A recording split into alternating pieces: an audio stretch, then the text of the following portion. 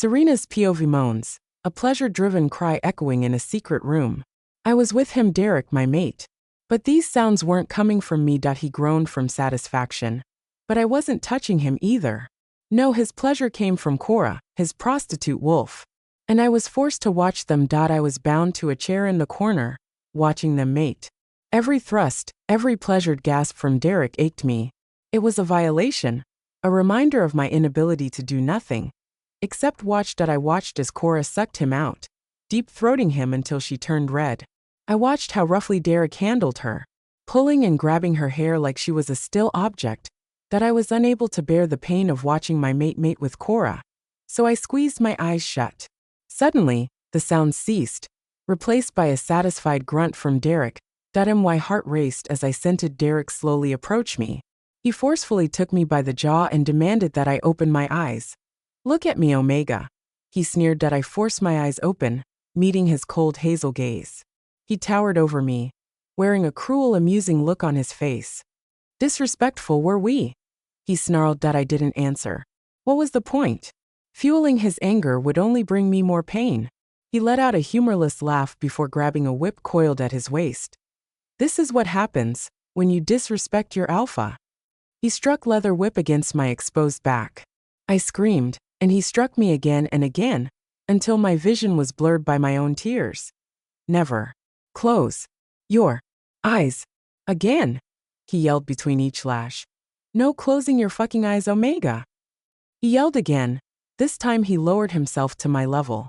You will watch, and you will learn your fucking place. Now I was furious. Gathering a glob of spit, I launched it at Derek with all the force I could muster. It landed with a wet plop on his boot, a pathetic attempt at rebellion that only seemed to amuse him. Still defiant, Omega? He chuckled. I screamed. Just break the damn bond, you coward. I'd rather be a rogue than your slave.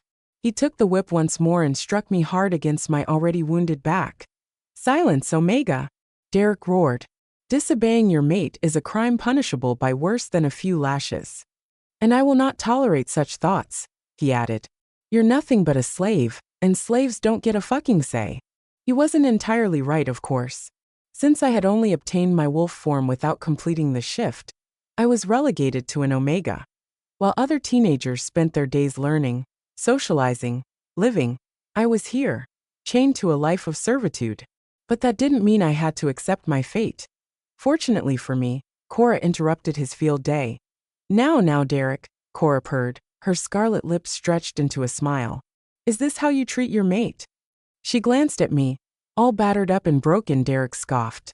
She's no mate, just an Omega who can't even shift properly. Ah, but isn't that what makes it all the more interesting? Cora's voice dropped to a whisper. Maybe the Lycan King wouldn't mind having a different kind of slave whore. Derek's face hardened. Don't be ridiculous, Cora. You are asking me reject her and gift her to the Lycan King? The King's laws are absolute. An alpha can never reject their mate based on choice or personal whim. But he can if his mate betrays him first. Cora stated with a sly smile. She turned to me. But of course our dear Serena wouldn't dream of such a thing, would she? My jaw clenched tight. Dream of betraying Derek? I lived for it.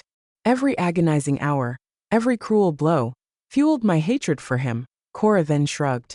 Just a thought, Alpha. Besides, you do know you can't keep beating her like this. The Lycan King arrives tomorrow, and you don't want him to see her in such a state, do you? Imagine the disgrace if he saw her looking like a beaten dog, Cora added as she pointed towards my bloodied back. The message was clear to Derek. Reluctantly, he nodded in agreement. Fine, he grumbled. Clean yourself up.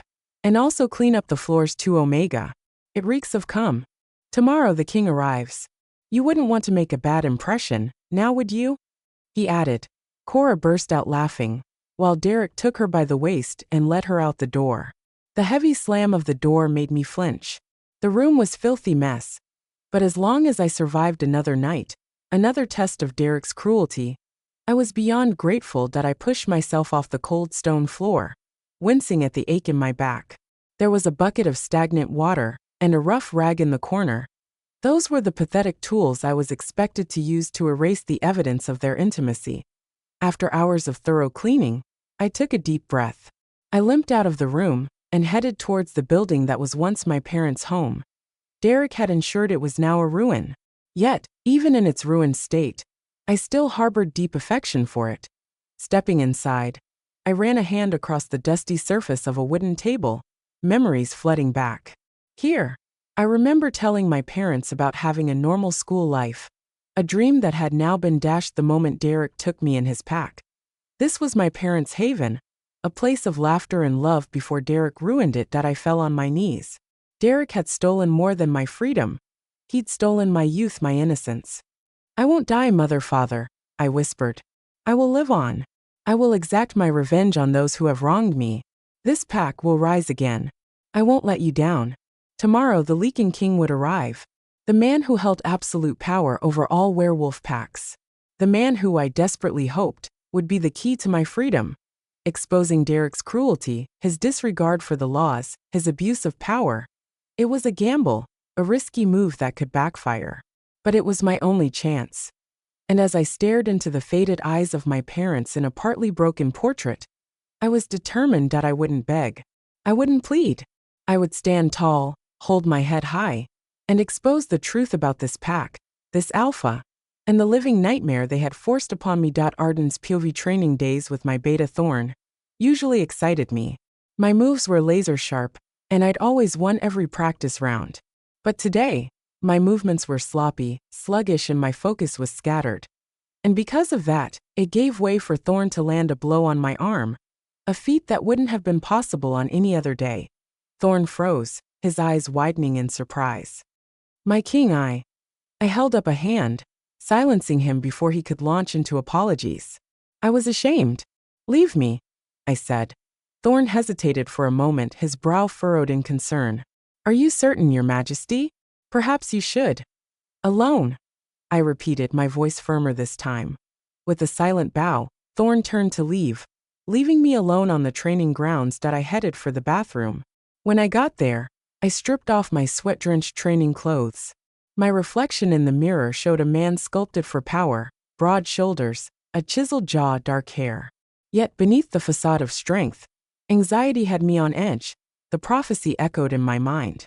Find your mate before your 30th moonrise. For if you remain unmated, your power will wane, and with it your life. The words were a constant reminder of the deadline, the curse that threatened not just my power, but potentially my very existence. Time was running out. I was 29, only a year left until the prophecy took effect.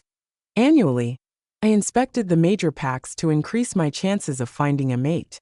Every interaction, every inspection, were driven by the desperate search for the missing piece, my mate.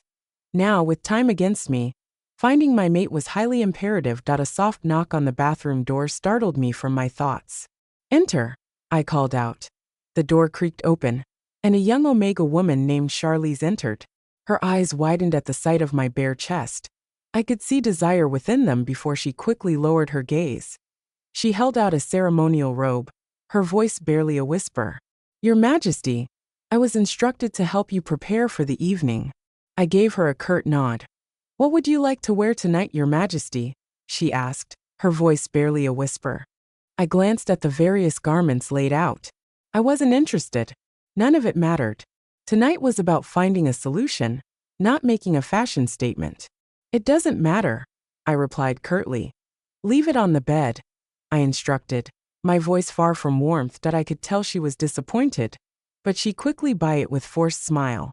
Of course, Your Majesty. Is there anything else I can assist you with? I recognized the subtle attempt at seduction. I felt disdain towards her. Omegas, weak, powerless, forever on the fringes of pack hierarchy. They were about as useful as a decorative flower in a battle. Besides, fulfilling my sexual desires was meaningless right now. It wouldn't solve my problems. In fact, it might even weaken me further. That will be all, I said firmly. Without another word, she bowed and left me to be. After I had changed into better clothes, I headed for the dining room to join my parents. The aroma of roasted boar and fresh herbs greeted me as I entered the grand dining hall. A long table stretched across the room, decorated with candles and assorted meals. My parents, King Edmund and Queen Daisy, sat at the head of the table, their faces etched with worry and anticipation. Arden, there you are, my mother said, her voice laced with relief. We were beginning to worry. I pulled out a chair and sat down. Arden, my mother said, her voice laced with worry. You look troubled. Training take its toll today. I forced a smile. Just a long day, mother. Nothing to worry about. Shortly, my father asked, Is everything all right for tomorrow's inspection? I forced a smile again. Everything is in order, father. I am prepared to meet Derek and his pack. Excellent, my father boomed. Derek seems like a promising prospect. We've heard good things about his pack, and the ladies there are said to be quite the beauty. Derek's leadership is commendable, I agreed, choosing my words carefully. But what if I'm not compatible with her? What if I don't like what I see? My mother's brow furrowed. Compatibility and true love is important, of course, she said. But so is your life. My mother was right. I was running out of time to be thinking about the perfect mate. It wasn't just any mate I needed,